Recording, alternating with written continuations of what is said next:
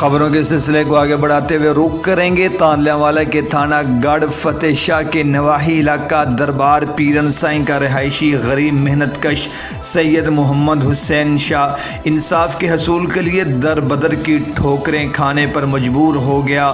65 سالہ بزرگ سید محمد حسین شاہ کا بااثر افراد کے ساتھ ساز باز ہو کر اے سی تانلیاوالا اور ایس پی صدر کی ڈائریکشن پر درج ہونے والا مقدمہ ASI شفیق نے مدعی مقدمہ کو سنے بغیر ہی خارج کر دیا۔ اس حوالہ سے متاثرہ شخص کا کیا کہنا سنتے ہیں علی حسن صابری کی اس رپورٹ میں۔ تقریباً 9 ماہ سے قبضہ جما رکھا ہے۔ میں نے درخواست گزاری پٹواری صاحبان تحصیلدار صاحب ایسی صاحبان سے گزارش کی، انہوں نے میرے حق میں رپورٹیں لکھی۔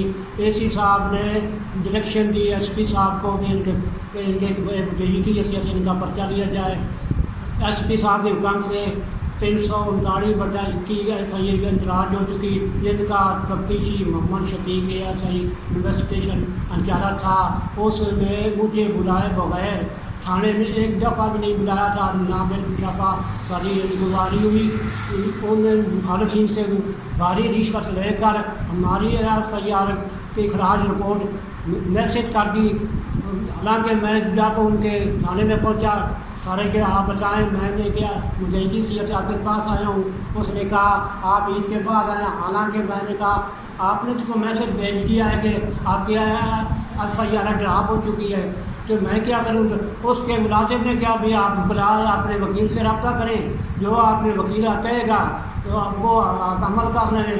جیسا میرے ابتدا ہے کہ SP صاحب RPO صاحب SP انویسٹیگیشن لسٹ سے میرے حق کا ازالہ کیا جائے اور میری FIR بحال کی ہوئی ہے۔